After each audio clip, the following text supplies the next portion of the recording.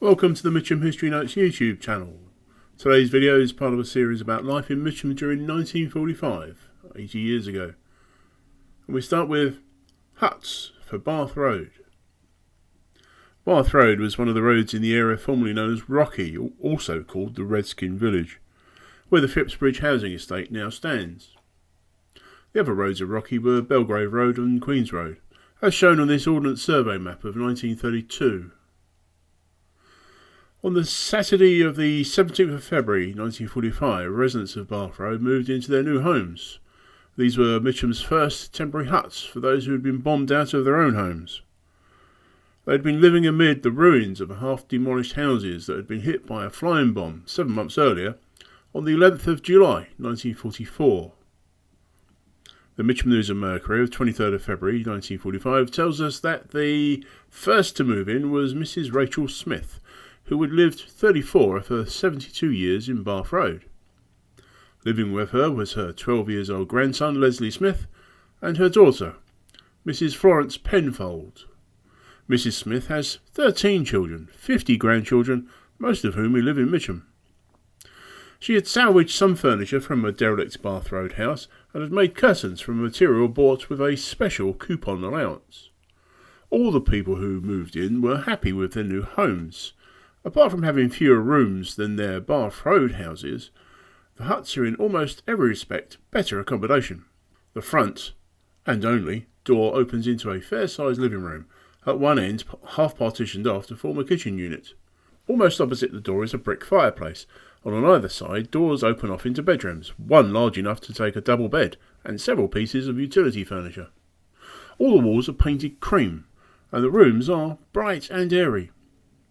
The kitchen unit has a sink, one cold tap, a gas boiler, a built-in cupboard, a gas cooker, and a fitted-in kitchen table.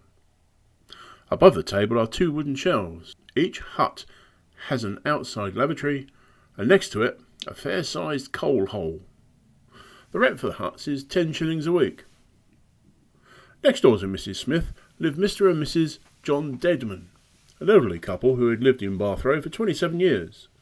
They have 2 sons and a daughter in the forces. One of the sons, Charles, has been wounded in Italy.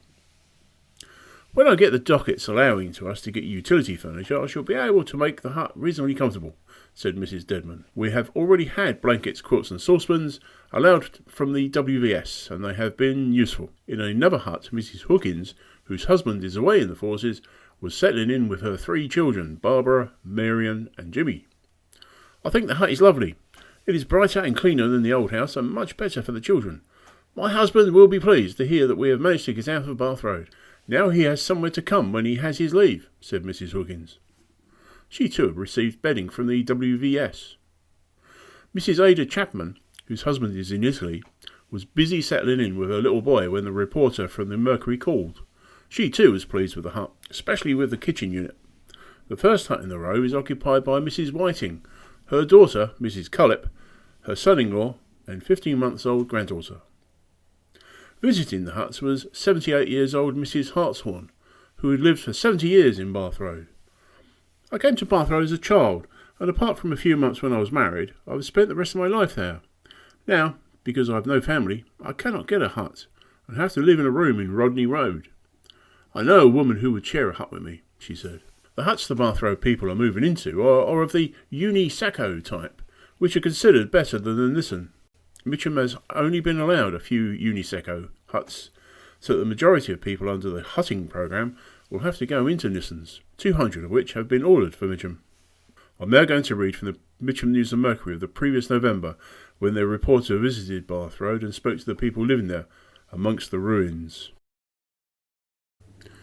When I visited Bath Road, I asked the people there if they would prefer to live in the Baths Hall, which the Housing Committee, on the suggestion of Housing Manager Miss Barbara Thrupp, recommended should be turned into a hostel. Their no was unanimous. They do not want a glorified shelter life. Many were under the impression that they could not remain there during the day, and said that night shelter alone was no use to them. So what are the conditions in Bath Road? All the houses there are condemned. It's like a deserted battlefield, grey, derelict and very quiet. An apparently uninhabited place. There was no sign of life as I entered it. Ruined houses, most of them open to wind and rain, lay on either side. Here and there attempts have been made to board up windows and doors, but most gaped open to disclose broken walls and piled up rubble. Yet amid the ruins of these houses, I estimate that over 60 men, women and children are living in conditions that can best be described as medieval. Often the only way of telling if a house is occupied is by a thin column of smoke that rises from the ruins. I had thought the place deserted, and then I counted 9 columns of smoke. It came rather as a shock to know that behind these grey, silent walls so many families were living. Few have any lighting apart from lamps and candles. The drains have been blocked by rubble so that there is no proper sanitation. There is not one room in the road which is wind and waterproof. These conditions have existed since July. Suddenly at the far end of the road a child appeared. She went to the door of a broken house, and as she called, a woman appeared and sold her potatoes. It was Mrs. Gibbs. She told me she lived there with her daughter. She showed me a room lighted by a fire, and a little light from a boarded window. The walls were wet, and the laths showed in the ceiling. We sleep in an Anderson, but about 3 a.m. are usually so cold that we get up and come into the house, she said. A lot of people live in the houses opposite, she told me. I knocked on the loose door of one of them, and as there was no answer, walked into a narrow, damp passage. The stairs were broken, the front room a mass of rubble and broken rafters, but from the back of the house came children's voices. There, living in one room, with only the barest furniture, was Mrs. Smith and her 4 children. Last week her husband went overseas. He is very unhappy about his family, especially as his wife is expecting another child in February. At present they sleep in the tube. I want a place near so that my sister can look after me when baby is born. I cannot go on much longer in these conditions. I feel sure that if the council officials could see what conditions are like here, they would do something about it, she said. She said she was one of the first on the list for the huts. When do the huts arrive? She asked. A question I was asked by every family to whom I spoke. I was unable to give an encouraging reply, for only the day before the borough surveyor, Mr. Riley Schofield, had said it was unlikely that any huts would be available in Mitcham before Christmas. Next door to Mrs. Smith lived Mrs. Clark and her son, the latter home on sick leave from the Merchant Navy. Next to them is her son, Charles Clark. He, with his wife and 5 children, all sleep in an Anderson and live in a small draughty room. He too asked, when do the huts arrive? And with reason, for his wife is expecting another child. Later, as I passed an apparently derelict house, a woman in a red coat appeared from a broken doorway. Do you want to see us? She asked. And going in, I found her 72-year-old mother, Mrs. Rachel Smith, having tea by candlelight. The room was dark, for all the windows were boarded up, and furniture salvaged from other rooms was stacked around the walls. The front room was piled with rubble. The stairs were unsafe. The habited room was probably unsafe. I cannot sleep here, for there is no bed, and so I go down the tube. We cannot lock the room, and one night things were stolen. I've lived here all my married life, and my 13 children were born here, she said.